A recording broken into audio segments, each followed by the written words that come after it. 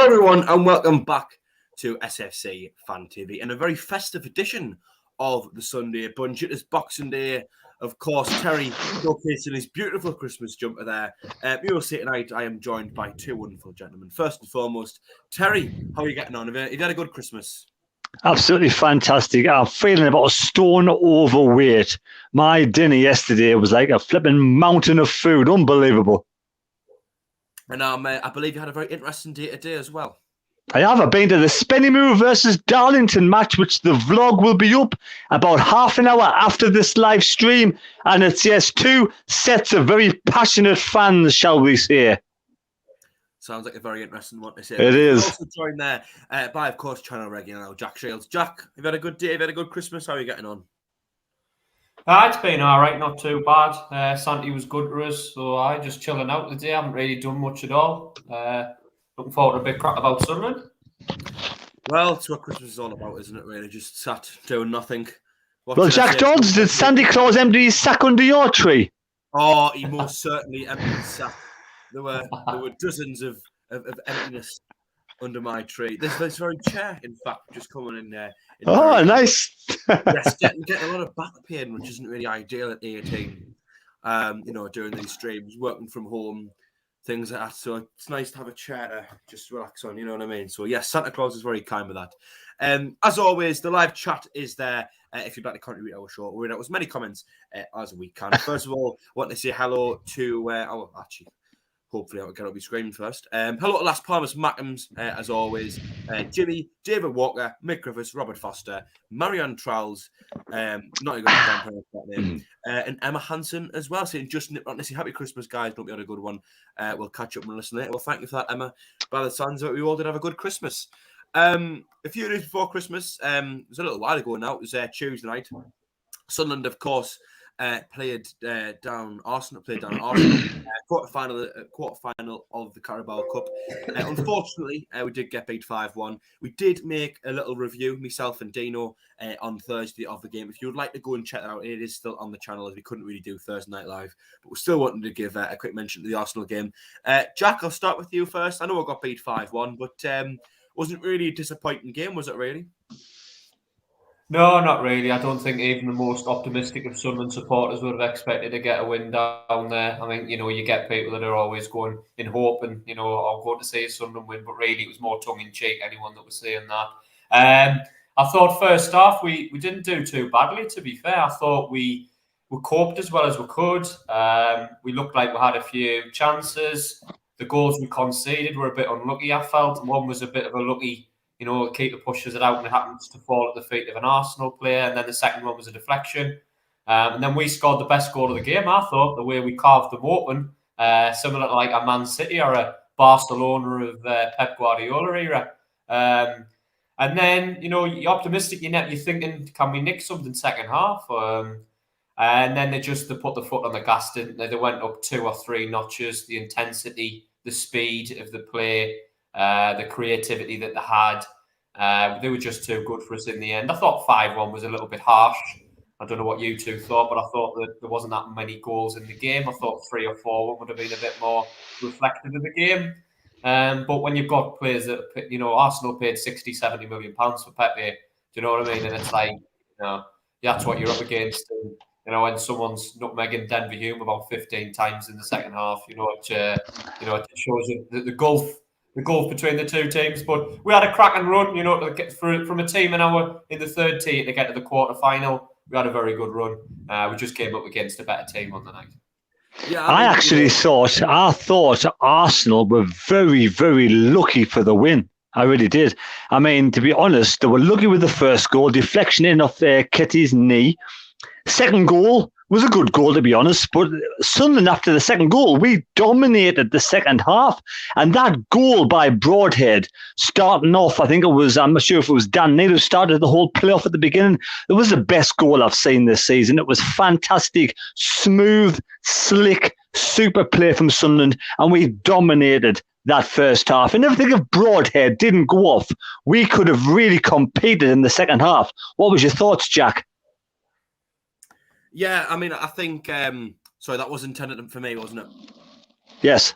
Yes. Yeah, I think Broadhead gave us a different dynamic, really, doesn't he? Because he's a bit different to Stewart. He's got a lot more ability on the ball. He's a little bit quicker. He can nip around players. And I think, don't get us wrong, I don't think Broadhead coming off will have had a massive impact on Arsenal. However, I do think him not being on the pitch did maybe just allow them to play, a few yards up from what they were. They didn't have to think as much because there wasn't as much of a threat going forward. When we brought Hume on, I'm not going to criticise Johnson's decision to bring Hume on because I think he didn't really know exactly what to do in that situation. But we were a lot more balanced as a team. We weren't really, not as top heavy as we were before with having the two up front. So I'm not going to criticise Johnson's decision for that, but I can understand how that did change the game.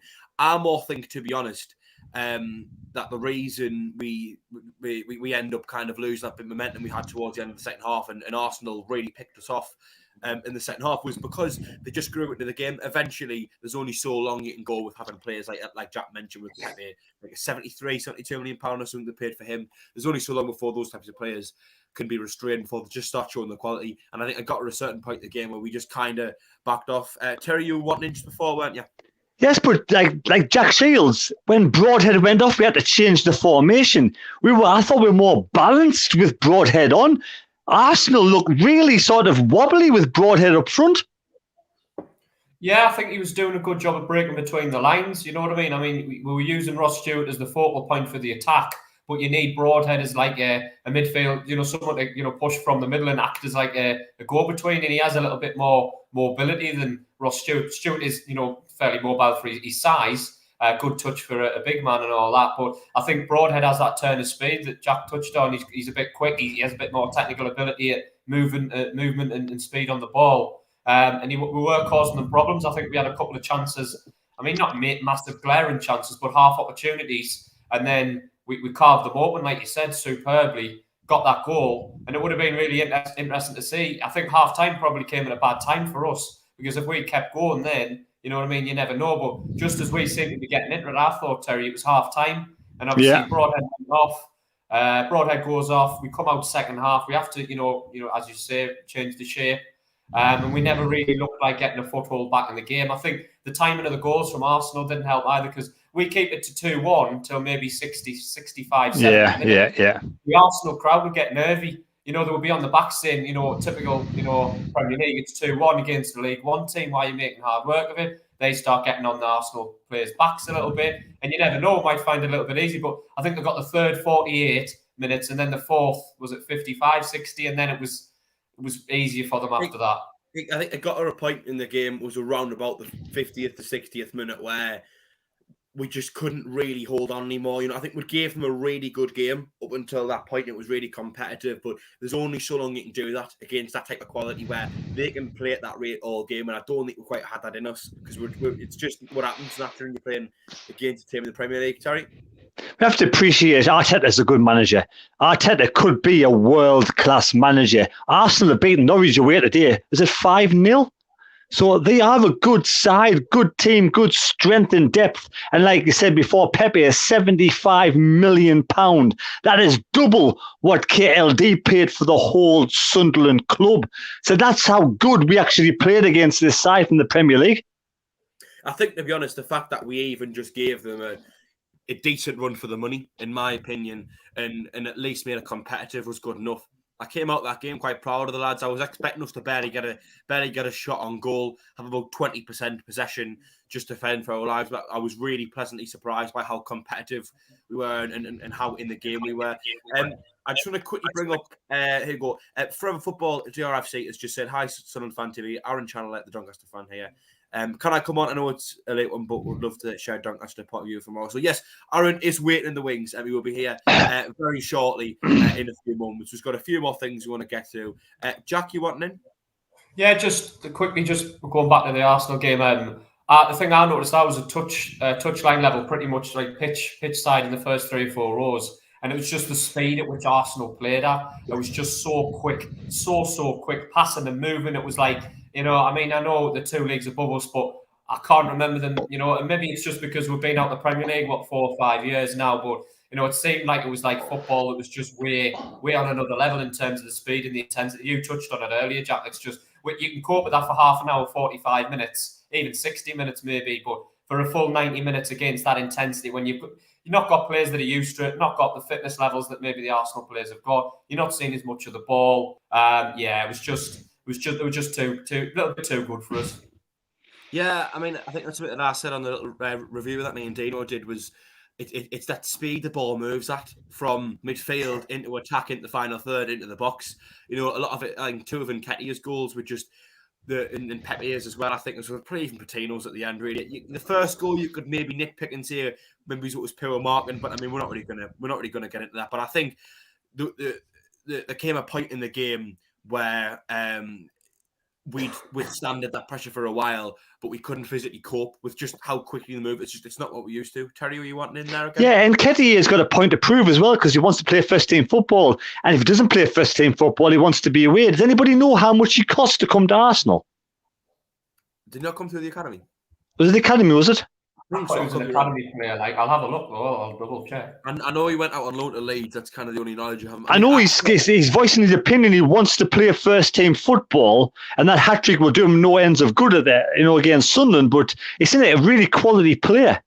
He did, but he also seemed very proud of his goals. Yes, that we're a League One team. Really, his celebrations during the little phone thing said a lot. I mean, nonetheless, he had a great game. He took all 3 goals very well. And I think he's an academy player. Academy player. Yeah. What's his nationality? Is it English or not? English. He plays for England. Does he? All right. Okay. That's good. Before we go down to the Doncaster game and of course bring Aaron in, there's just a comment here by Martin Smith that I want to bring up. It says, will we never learn from how harmful the cup runs are our only objective of promotion? No first team player should have played versus Arsenal. We lost to him for 8 weeks and now Broadhead in pointless cup games. Now, I see Martin's point, but I heavily disagree. As much as I understand that these cup games can at times be a little bit of a nuisance, it's added competitive fixtures into what's already a packed calendar. I think these cup games can at times be a godsend, and they can at times be great to just give you a little bit of momentum. I remember in our second season in here, we didn't win in our first 3 games, but we ended up having a cup game to Accrington Stanley. And because the tensions are lowering a little bit, when we ended up playing quite well, we won. It kind of kick-started a little bit of a positive run. And I just think when you're not in the best of runs, winning in these cup games can almost lift the place a little bit and translate into your league form. And finally, as well, to me, it's squad rotation. There's been a lot of players who've been able to make their debuts or get minutes in times when they wouldn't or otherwise be able to. Through these cup games, Huggins made his debut, and then he came in for 1 or 2 games. O'Brien scored a hat-trick against Blackpool. That would have done him, no end of good. So I just think that sometimes these cup games can have a positive impact, if anything. Terry, I got you first. What's your opinion on that? Yeah, does anybody else feel the same way as me? I mean, I've done a lot of running in my career, and when a hamstring goes, it constantly wants to go. Now, Broadhead, as much as we love him to bits, he's had 1 or 2 also injuries already with hamstrings, because the speed he goes at is going to get a hamstring problem time in, time out.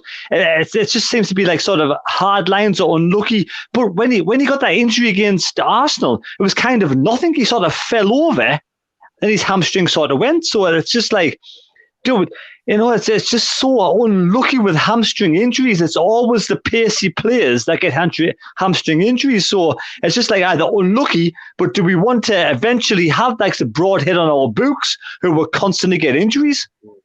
I think that's why we got rid of Adam Matthews. In the end, it had nothing to do with his ability. It was just how injury prone he is. I understand what you're saying. Jack, yourself? Yeah, I like when we have a cup run, don't get me wrong, but I do think when it gets towards this stage and you're getting injuries, you might look at knocking it on the head. I mean, I think I expected us to go out 3 times, to be fair. Blackpool, Cooper, the other night was pretty much nailed on, wasn't it? And I think, really, when you are getting injuries from players like that, it does make you wonder whether it's all worth it. I think, personally, probably not. I agree with what Terry said about Broadhead, though. I think he's had he's had a few injury problems like that before. And, I think that might be a bit of a problem for him. Do you know what I mean? If he has repetitive injuries like that, and you're always ready to go, it might be something that stops him getting to the top level. I hope not. Obviously, I hope he goes to the top with us if he can. If he helps us get promoted towards the end of the season, then great. But you're looking at it like that, and if he's had a few, do you know what I mean? It gets probably weaker the more times it goes. Do you know what I mean? So can't be good. Yeah. It's the same with Corey Evans, isn't it? Really, he seems to be a bit of a walking sick note so far this season. Terry, you wanting just again there? Yeah, it's like, everybody keeps on saying, playing against Sunderland Stadium, like it's our cup final, it's their cup final. For those players against Arsenal at the Emirates, when will they get the opportunity? When will the majority of those players get the opportunity to play at the Emirates against Arsenal? That was their cup final. So to deny them that, for me, would be a bit harsh. So you had to play the players for me. If Broadhead gets an injury, then if he didn't play against Arsenal, he probably would have got an injury against somebody else coming up. Yeah. I also think as well, if you'd failed at the under 23s, that would have been completely unfair. Would have been an absolute whitewash. Our first team did really well to limit Arsenal for a while before they started picking us off. But at the very least, at the end of the game, we walked out of the stadium with our heads held high. If we played out under 23s, I think it's also a little bit unfair to all the fans that have travelled down, paid money for tickets and things, to just kind of stick the 23s out and not give us any real chance at all. But it would have been pointless on their career development. I think really, if a couple of them could have been given minutes, that's nice. I know Kim Yoto came on for about 3 seconds. What was the point of that? You tell me, does anybody actually out there know the reason for 15 seconds substitution? What was the point of that? I think he just brought him on really just to keep Yoke getting, say, oh, well, I played at the Emirates, just as a... I think what happened there was, I think he probably promised him that he'll get on. He probably said, yeah, you'll definitely get on, And he's probably in his ear roll, can I come on, Gaffer, can I come on? So he was like, go on then, but he probably left it too late. I mean, it wasn't even a token gesture, was it? 15, 20 It was seconds. pathetic. To be honest, that's the kind of thing about Lee Johnson I dislike. I'd rather Kimby came on, 20 minutes to go, give the lad a run out, rest Stewart for the Doncaster match. That makes total sense. We already 4-1 down. What's the worst that can happen? We get big 6-1, It's just like beyond belief. I think it was at best a token gesture of go on, and then you can tell everyone, oh, I played football at the Emirates. But without actually having really experience. It's just kind of one of them things, isn't it, really? We are going to bring Aaron in now, though, however. Aaron from Forever Football, Doncaster Rovers fan. So, Aaron, thanks very much. Last minute, just kind of... Hello, Aaron. Hello. It's nice to see you again, of course. How are you getting on? Have you had a good Christmas day? You know what? Donny Rovers has not ruined my Christmas, which is an amazing thing, because I didn't want my football club to ruin my Christmas. So I've got a nice little GoPro. I got some Donny stuff in the shop tomorrow with my Christmas money. It's going to be all good. Aaron, do you do YouTube vlogs for Doncaster? Yeah. So. And what's your channel called? Forever Football DRFC. I have also done a few away fan interviews for the actual Doncaster Rovers YouTube channel as well a few times. So they've got me to interview away fans at certain points throughout this season on their social media as well, which is nice. So I've been working with the club a little bit as well. Are you going tomorrow as well? I'll be up in that south stand next to the drum. Doing a vlog? I am. I will be. I'll be singing my heart out with that drum. Nice one, mate. Very good. Aaron, yes, when we spoke last season, you were very, very proud of how Doncaster were doing. And I think since we've came down into the third division, they've always been a team that's knocked around mid-table to about playoff spots.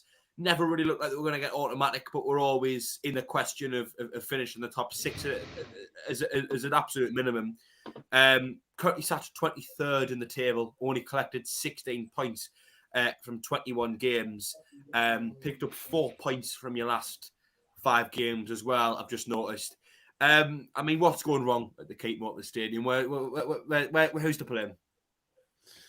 I think you could put it down to many factors. First of all, I think Richie Wellens been a major factor, and I know Richie Wellens quite well on a personal level. He's a good friend of mine, but I think Richie. You're sorry. Is that the manager? Yeah, he was the manager. I knew him personally, so I knew he was a good guy. He used to watch some of my videos as well, so that was quite nice. But I just think in the 6 months he was there, nothing was really going right. The injuries were going against him. The COVID-19 was going against him. He wasted his budget on players that weren't good enough. He brought in a couple of first timers that were in the Football League for the first time, like Thiago Chakir. He's going back in January. Vilka, he's going back in January. So what was the bloody point in buying them? I think that the players on the pitch have just not been good enough this season. Tom Anderson's dipped in form this season. Roshan Williams, why was he a Man United player? Because clearly he's nothing more than Sunday League at best. Roshan Williams has been poor. Lewis Jones and Dahlberg as goalkeeper. I actually think Dahlberg has done better than what people have said. He's just got a very bad defense around him that's making him look terrible. But Lewis Jones, he's one of our own. He's actually making Dahlberg fall down the pecking order in recent weeks. So Lewis Jones will probably be the number one tomorrow, and maybe even for the rest of this season. There's only, I'd say, 2 or 3 players that are the bright spots of this season: Tommy Rowe, Joseph Olowu, Ethan Galbraith. Tommy Rowe returns to the club on that left-hand side. He's been great. There has been negative moments. You know, I think it was the Mansfield game we lost in the FA Cup and we were losing every week. Full time, him and Anderson arguing with fans at full time as they booed the players. It was a really toxic atmosphere after that match. It just felt like the club was going to shit, basically. But he has produced good moments on the pitch. Joseph Olowu, best defender in the last 18 months, hands down. You know, forget Anderson, forget Williams, forget all the defenders like Joe Wright and that's been at the club. Andy Butler's been all right on the pitch, but as a manager, he was poor. But Joseph Olowu been our best defender for the last 12, 18 months. Olowu from the Arsenal youth system. Now, his Shrewsbury performance was exceptional. Got a goal, was in the way of every ball. Play for the badge. That's all we're asking for every week. Play for the badge on your shirt. Play for the badge. Play for the love of Doncaster Rovers Football Club. Play knowing that you love playing the heritage of this football club and the generation of fans that have seen it all, seen our stands being burnt down, seen us move stadiums, seen us get to the championship for the first time in 50 years in 2008. Play for the badge on the shirt. Olowu did that against Shrewsbury. And then finally, Ethan Galbraith, who's the only one out the loanees that's actually done something decent. I think Man U should take a real look at Ethan Galbraith, because I think he's either going to be too expensive to keep in January and he's going to get loaned somewhere higher, or we'll be lucky and get him for the end of the season, which I want to happen, because Ethan Galbraith's been a wizard in that midfield. But apart from that, we've been the lowest scorers in the league. We've been, I think, the 5th or 6th lowest scorers out of the top 8 divisions of English football, which is even more embarrassing. We've only scored 6 more goals, 5 more goals than Norwich. And for me, I just feel like multiple things have gone wrong. But the biggest thing that's gone wrong for me, and I think it's something that's been going on for longer than 8 months, is the football structure at the club. As a business, we're run financially stable. But as a football club, the structure and how we deal with the football side of things, in my personal opinion, and I'm on the side of the club, it's a disgrace. It's an absolute disgrace. We are providing short-term signatures. We are relying on loanees rather than building a proper Doncaster Rovers squad. And we're letting managers go way too easily, or we try and tie them down and we sack them because we have to. Rich was the first manager we sacked in, 8 years? We never sacked managers. And what's happened here is 2 weeks since we sacked Wellens, and we still haven't brought in a manager. And there's rumours that the caretaker manager, Gary McSheffrey, who's in charge tomorrow, who's never managed a game in his life as a manager, is going to be our permanent boss. Either that or Paul Simpson, who took the England under-20s to World Cup but has never managed in the Football League in 10 years, or Paul Trollope, sacked after 12 games from Cardiff and hasn't managed in the EFL for 10 years. And apparently there was 140 plus applicants. I'm on the side of the board because of how financially stable we're run. But when you come out looking like we're going to sign any of those 3 after bringing in 140 plus applicants, rumours of Atkins applying, Warnock, rumours of McCarthy applying.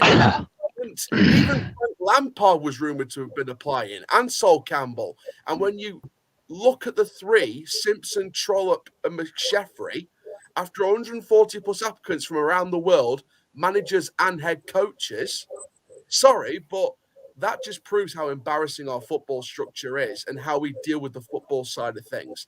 I think there's a million and one factors that have gone wrong this season. You could pick any of them out, but overall, we've just been absolutely embarrassing. That was a very passionate rant, Aaron, on the current situation of Doncaster Rovers Football Club. Terry, I know just a moment ago you wanted to ask Aaron a question. We have, of course, put as well in the live chats in. If anyone does have any questions for Aaron, do put them in while he's with us. From an outsider looking in, for me, you've gone backwards since you've lost Darren Moore. What's your thoughts on that? I think we've gone backwards since Gary McCann left for Hull with about 6 contracted players, and we had to bring a whole new squad in when Darren Moore came in. I think Darren Moore was a 2-year sort of bit of positivity, and then it went south again.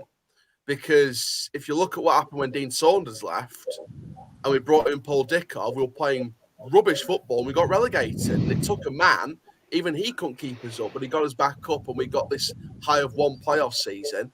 Now what's happening is what happened 6 years ago. We brought in a manager that's playing terrible tactics.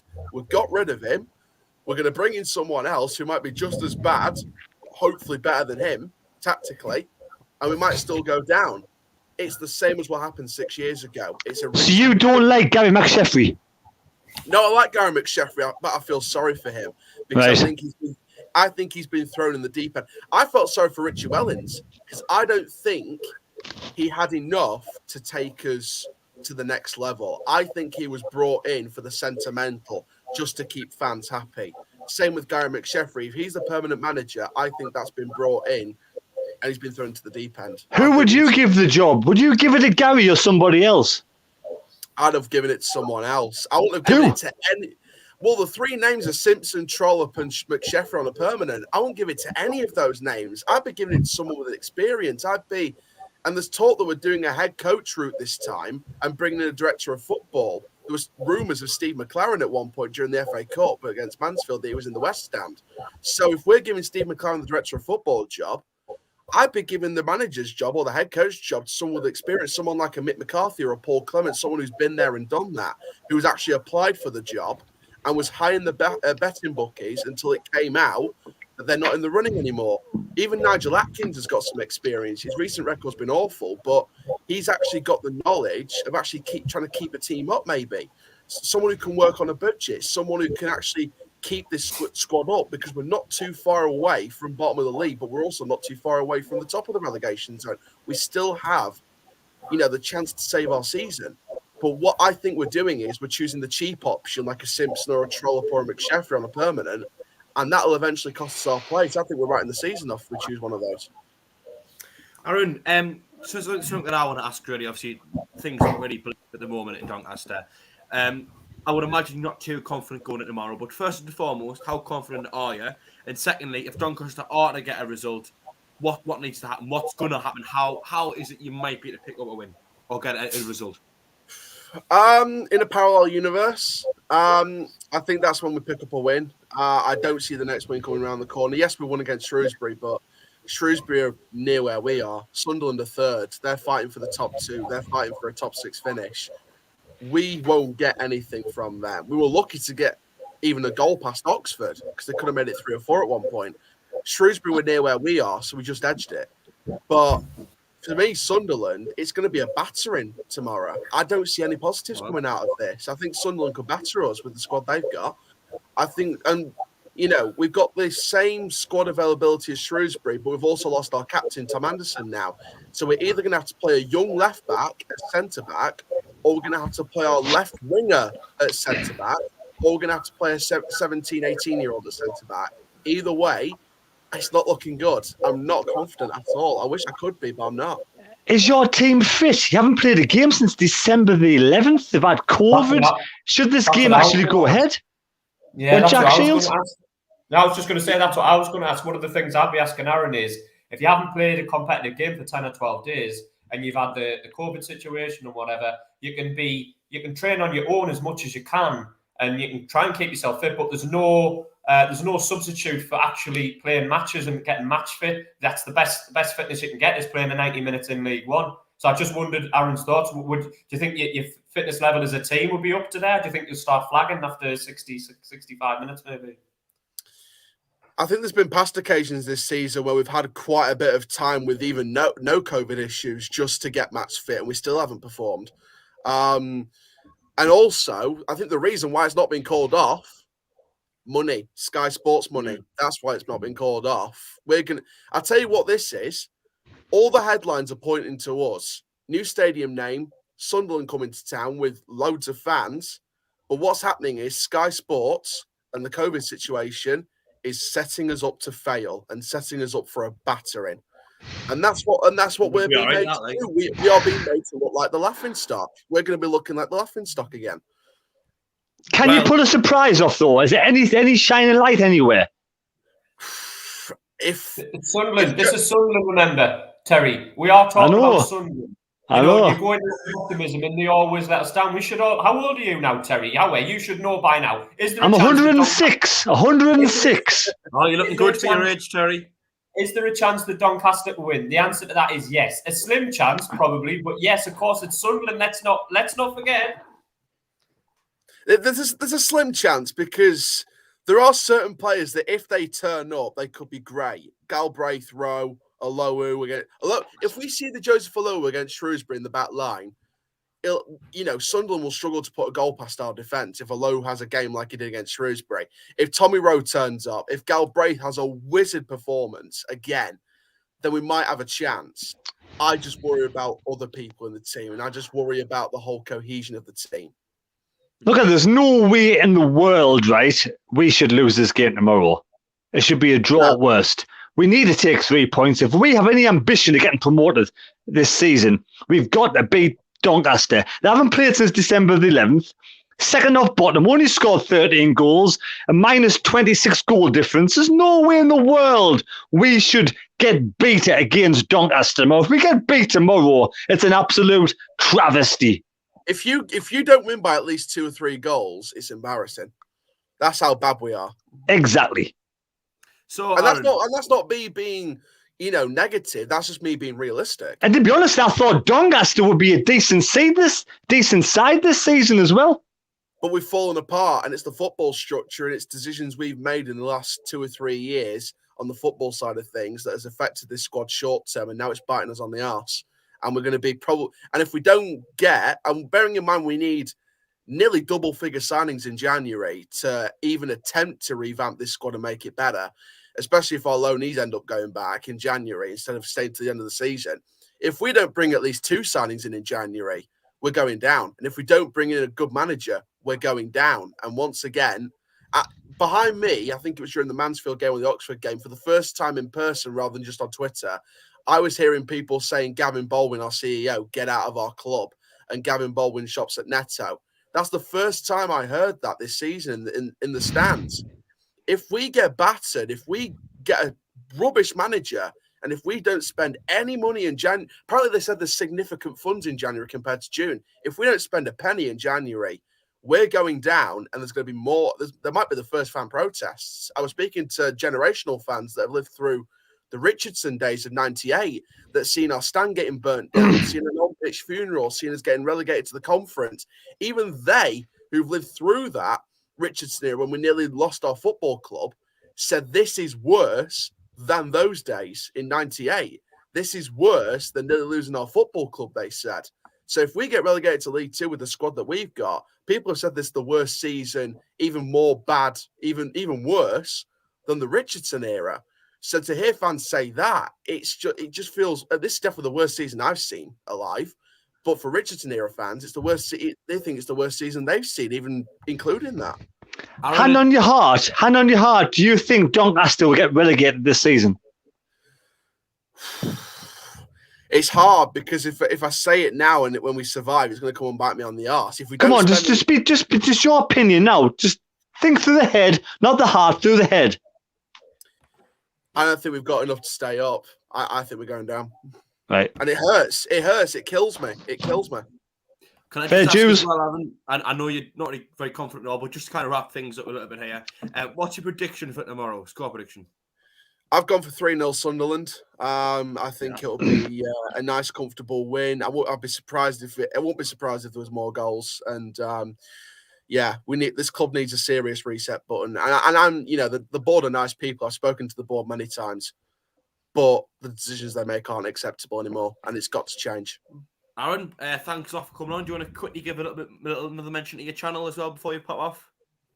Yeah, so Forever Football DRFC, Doncaster Rovers fan channel. I've spoken to people inside the industry on the channel as well. Spoken to Talk Sport when Darren Moore left. Spoke to Robbie from AFTV when we were sort of going through that September spell.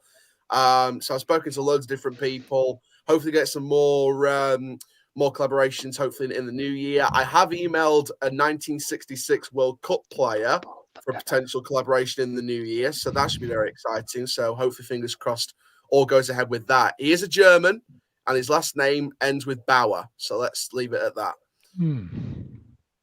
Very interesting. Well, Aaron, thanks a lot for coming on as always. Hope everyone can go and check out his channel. Best of luck after tomorrow as well for the rest of the season. And, hopefully, I might see you hopefully before or after the game. Try and get on the fan vlogs. Yes, why not? Aaron, thanks for coming on. Speak to you later on, mate. Cheers, mate. Cheers. Thank you. Bye. There's been a lot of mention about Broadhead. There's a couple of things we need to get through, but Broadhead's injury, of course, we're touching it earlier in the show as well. CONRAD Tank there saying must play with 2 forwards tomorrow and onwards. Who's replacing Broadhead? So if we do want to play with 2 up front, you have got to consider who else can come in. Equally, even if you want to shift things up and just keep Stewart up top on his own and maybe put an extra midfielder in there, you got someone else is going to have to come in the team, aren't they? Really, Jack, I'll kick things off with yourself. How would you deal with Broadhead's injury, assuming he's out for a while? It's a bit of a. I mean, I'm just purely focused on tomorrow. First things first. I think really you haven't really got an out and out striking option. So I think you've got to go with Stewart up top by himself, but then you've got to try and get some players up to support him quickly on the counter, maybe. So maybe Aidan O'Brien, see if we can get him in breaking from midfield, see if we can play him alongside maybe Pritchard, just off him, like 3-4-2-1. So Stewart is the one up front on his own, and then maybe Pritchard and O'Brien just off them. Or you could go Embleton in that position as well. That's where I would play. I'd play Stewart up front on his own, but then I would play 2 players just off him and see if we can get them close up to him. So if he's winning balls and winning headers and chesting it down and things, we've got players in the vicinity of him to try and pick up and build attacks. But it is an interesting one because Broadhead has been our main goal scorer, hasn't he, the last few weeks? Ross Stewart's had a bit of a dry spell, shall we say, the last few weeks. I think he's got 1 or 2, but certainly not firing on all cylinders like he was earlier in the season. Sorry. So it's maybe pressure back on him again to see if he can get us some goals. And I think we do need to start maybe looking for some more goals from midfield as well, because I don't think we're getting enough of those, to be brutally honest. I think we need to start looking at maybe more from the likes of Dejaku and maybe even Dan Neil pushing forward a little bit, see if we can get him more involved in the final third. Yeah, I mean, to what you mentioned there, Jack, was in terms of playing, the one striker with the 2 kind of attacking midfielders, almost inside forwards as well, playing just off the striker. It's a formation or system that we saw Phil Parkinson use a lot. And to be fair, it did work for a little while. It got us out of a bit of a bad rut, and we went on that really good run. What was it, like December 2019? It started and it kind of went through January and February 2020. Where White was up front and Maguire and Gooch were just off him. So I kind of see what you're saying. You play Stewart up top there. He's a physical lad. He can get himself around the pitch. He can win headers. He can run the channels and things like that. And then having Embleton and Pritchard potentially is kind of like 2 number 10s playing just off him. I mean, as well, I think Jamie McAllister did confirm that Leon Dejaku, which Robert Foster's just kind of touched on there, should be fit for Monday. So there's a potential to bring him in as well. Terry, there's loads of options. Broadhead, of course, getting injured.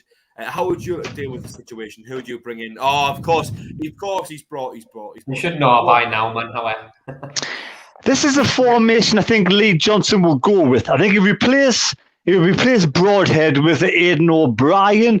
That's just my opinion. I think Embleton will start. Now, Diago was fit. Is Diago fit enough to start to go up front with Stewart? I'm not quite sure. But for me, I would probably be tempted to start O'Brien.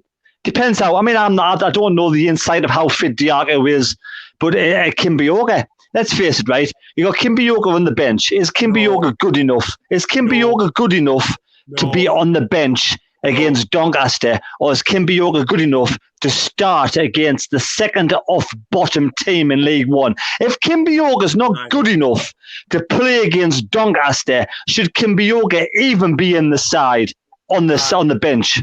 I don't think he's good enough to play. So should he be gone? Should he go in January, Jack? Or Marty Potts FC, to be honest. Yes, I think he should go. He should go. He's done absolutely nothing to impress me. I've always thought his attitude is absolutely rotten. Why is he at the club still? Why is he still here? Absolutely no idea, Terry. It's not a decision I would make. He's not even a player I even consider. Is Will Harris injured? Because Will Harris was sort of in there beforehand. Now Kimbioka's on the bench, and Will Harris is nowhere to be seen. It's been mentioned that there's been a player in the first team squad who's picked up COVID, and I noticed that Harris didn't even travel down to the lads with the lads on Tuesday night. He watched the game at home, which says to me that he might have been that player who picked up COVID. Jack Shields, would you get rid of Kimbioka in January? Yeah, because he's been here. He seems to have been here about 4 years now. I think I've just checked online. I think he's made about 8 or 9 first team appearances. And it's just like every single time. You know, he's done very, very little. I think he scored 1 goal, a last minute equaliser against Coventry City a few years back. But other than that, he's done very, very, very little. And yeah, you know, if you're not even going to give him the opportunities, as pointless as even being there. So you either get rid of him or just wait till his contract runs out and stop putting him on the bench. I heard it was Younger who had COVID. I've heard all sorts of rumours. Does anybody actually know who has COVID in the Sunderland side? Younger, I think he might be on the bench, but I know Younger was actually there because the camera panned to him and he was sat there in the Emirates. So it can't have been Ollie Younger. Right. I've went on about Kimbioka a few times before, so I'm going to make it brief. I just don't rate him in the slightest at all. I just can't see why he's still here. We've sent him out on loan twice now to non-league clubs, and he's failed to make an impact there. What's he ever going to do in League One? Who is better, Kimbioka or Will Grigg? Do you know what it is? Probably even Will Grigg, and that's probably the only time you'd ever hear me say that. Jack Shields? I don't like either of them. Probably Will Grigg, yeah. I mean, Will Grigg didn't have a very good time at Sunderland, but he had a proven record. You know, Benji Kimbioka's done very, very little. So why is Kimbioka on the bench and Will Grigg at Rotherham? I'm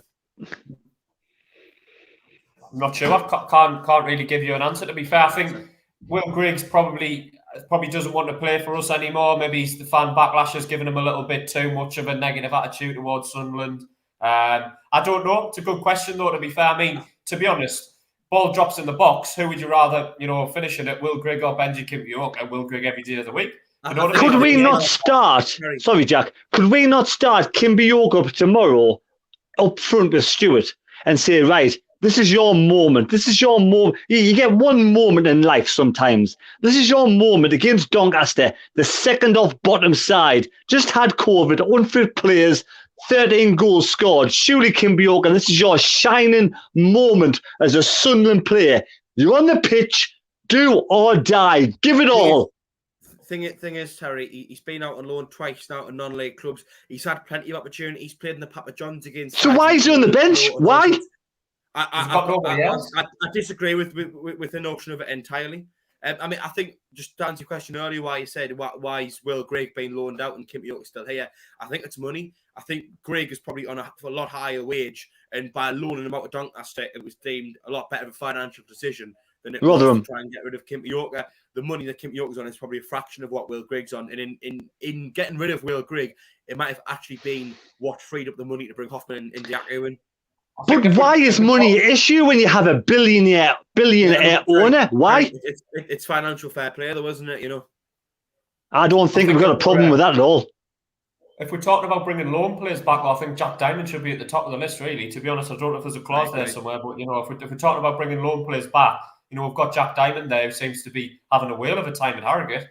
You know, we seem to be short of options with injuries and COVID and whatever. You know, we're picking up knocks, and it is a busy festive period. Christmas and New Year's are always busy. I think you're staring you in the face with Diamond. I mean, I'm not against bringing players back, you know, potentially Will Grigg, but I think Jack Diamond will be at the top of my list to bring loan players back. I agree with you. Yeah, we should just give it a Kimbioga. If we're not going to play him, he's not good enough. Say to Rotherham, take Will Grigg. You know, otherwise, just bring him back, get rid of Will Grigg, and get a new striker in completely for the second half of the season. I think if things were all this easy, we'd probably be out of the sick. I just want to give it a quick mention, a quick thank you to the Sunderland Top Dogs podcast who have donated £4.49. Donny get battered everywhere they go, apparently. So hopefully when they go to the home ground, they get battered as well at the moment. But thank you for that, lads. And of course, check the channel out if you haven't done so already. It seems a bit of a minefield, doesn't it, about what to do, really. Before we get on to the next topic as well, I think there was another super chat. Just don't want to forget this. There we go. Thank you, as always, to Marianne and Carl Taylor, brilliant supporters of the channel. Yet again, another donation, $5 this time. So it's a good chance to push on with Rotherham losing. Stuart up top by himself. So looks at the Taylors. Will be happy with playing the big man up top by himself and maybe add an extra midfielder in. To be honest, I'm not really sure. You've also got Diaku. Could he maybe... I mean, he's not someone who I've got particularly a lot of praise for, but is he not someone you might be to play up front with a little bit of pace in behind? He does have a little bit of product as well. I think he scored 3 goals now and he's set up 1 or 2 here and there. And maybe put someone else out in the midfield. I mean, there's the news about Dan Neil as well, of course. I don't know if you've seen it today, but there's been a rumour circulating that Burnley, apparently 3 million is the figure they're interested and willing to pay for Dan Neil. Terry, I know how passionate you are about Dan Neil and always have been. How big of a blow would that be if we did lose him in January? It won't be a blow because it won't happen. Dan Neil is a Sunderland fan through and through, and I don't care what anybody says, you do not leave halfway through a season. Dan Neil will stay at Sunderland in January, and you know, if we don't get promoted this season, I don't sort of begrudge him going for a big money move. I want to see Dan Neil stay. There's no way Dan Neil's going to Burnley in January. Absolutely no way. Jack, before I come to you, I just want to quickly give mention to something. We have got 98 people watching. How many have gave us a like? There are 45. Like. So if you 44, 45, whatever. So if you haven't already, please do give us a thumbs up. It is free to do. So just hit that thumbs up icon. You give us a like. See if we can get 100 before the end of the show. We massively appreciate it if people do so. It's free, easy to do. So it only takes you a second. As well as subscribe, which won't cost you anything, and you won't miss any of our future streams of videos. Jack Shields, then. Sorry, I've completely forgot. Dan Neil. Yes, could you see him going at all, and how big of a blow would it be? No, so I don't think January, and I don't think the Burnley. I think long term, possibly, because he does look like he could be playing certainly at a higher level than League One.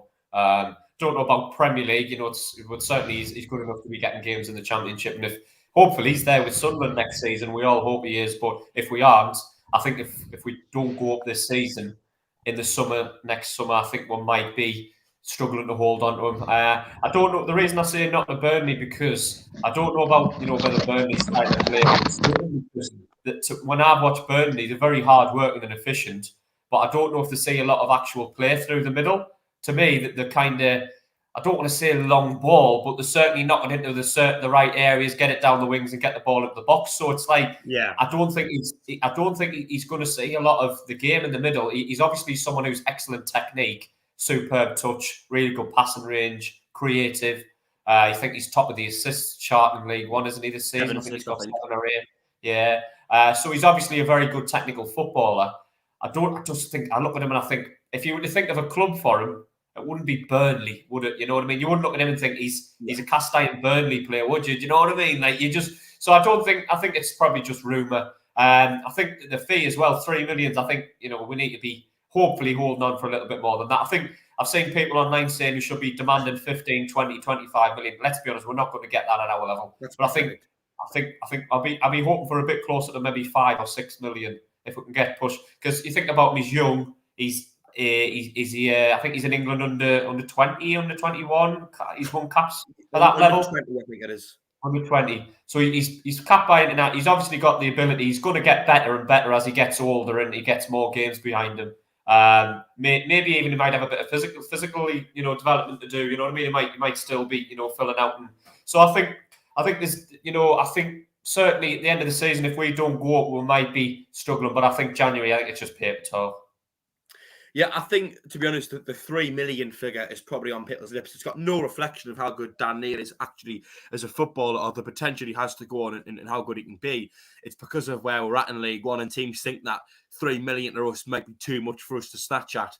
Too much for us to say no to as opposed to snatch at, because, at this level, 3 million is a heck of a lot of money. But in the grand scheme of things, if we can, get promoted even just once into the Championship, all of a sudden that figure to me gets closer to 10 million. It's just the level that we're at, and I think that's why it's so vital that if we do go up this season, we then get a hold on to the likes of Neil and Serkin and well, I think Neil and Serkin is probably the main two in terms of players that we actually have ownership of, who by simply just getting promoted could potentially even double in value. But I know what you're saying, Jack. It seems a bit strange that Burnley would be interested in him. I mean, he doesn't really seem like he would fit in there. I agree with Terry, though. I don't really think he'll. I can't really see him going midway through the season. He clearly loves the football club.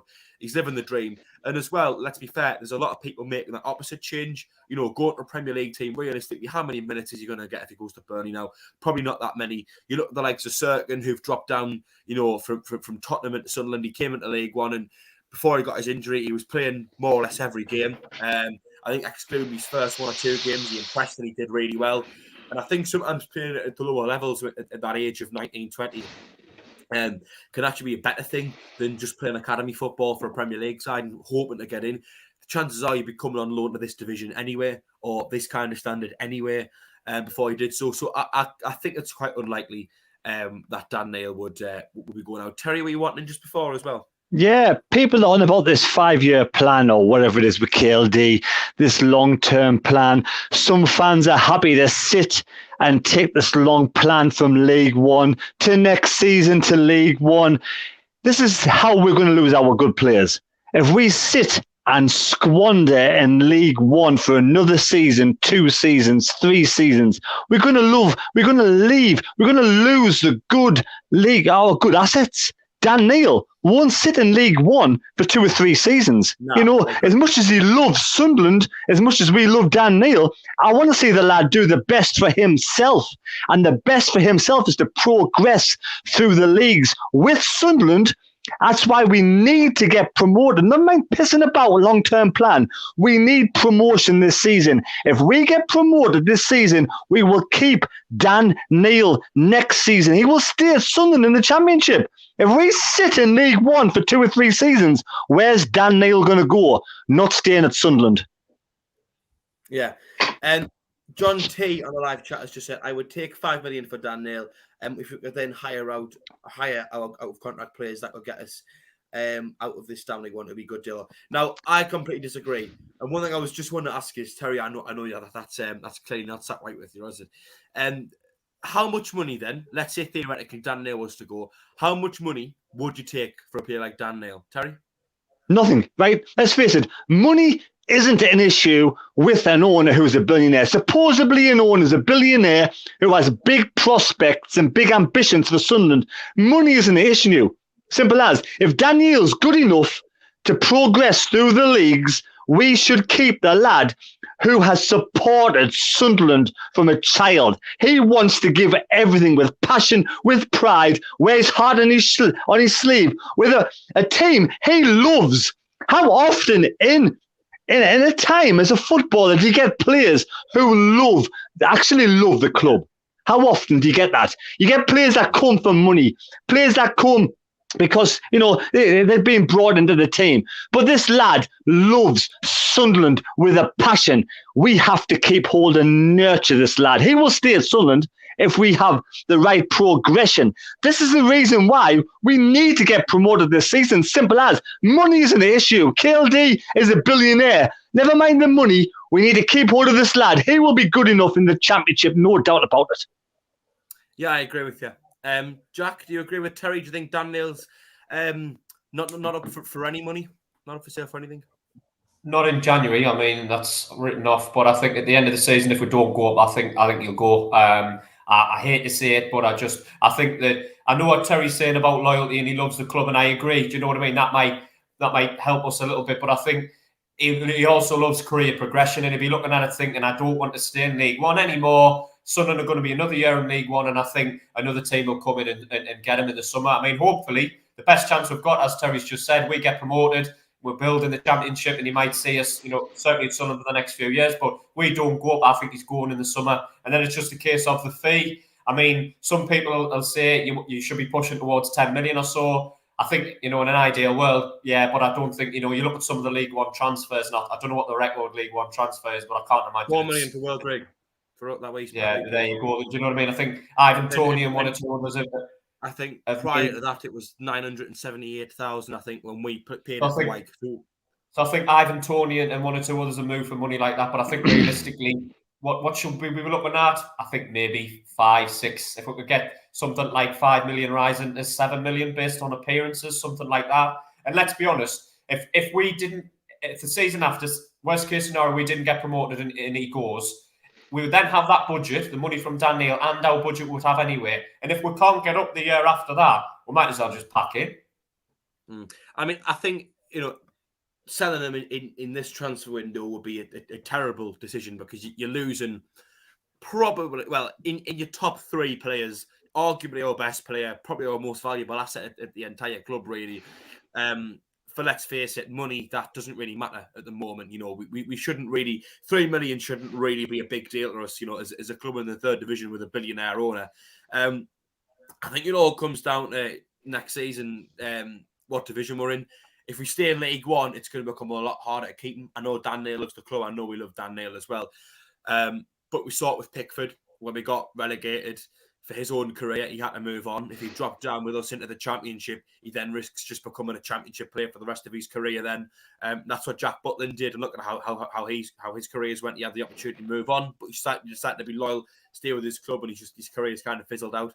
I think if we don't get promoted this season in Championship and Premier League clubs that are sniffing around for Dan Neil, I think for his own career, he's probably going to be making the best decision really to move on. Terry, just make it brief, but I know you want in. If our owner is thinking about money off Dan Neil rather than progressing through the leagues, then he isn't the owner for Sunderland, simple as. End of the day, he has billions in the pocket. If he's got ambition and all he's thinking about is selling Dan Neil for 5, 6 million, then I don't want him at the club. I want an owner who has ambition to drive Sunderland and bring Sunderland through the ranks.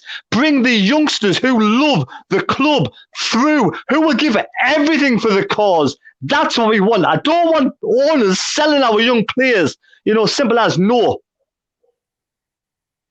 Very well said, Terry. I think it all comes down to how long we have Donny McKay and Alan on the live chatting. 3 years of progression in a season or 2 in the Championship, Neil will be worth 30 million. And I think that's what I'm trying to say. At this moment in time, the lad is only probably worth up to about 5 million. But if we're in a higher division and if he comes with us and he progresses and he becomes even better and we're knocking on for the Premier League, you could probably then cash in for a lot of money that you could use to improve everything really. But I think we're just about coming towards the end of the show, fellas. Jack, were you wanting beforehand on something? No, I don't think so. Score predictions. Yes, I knew there was something we need to get in. Terry, thank you for reminding us. Go on then, score predictions. Jack, I'll go with you for Doncaster.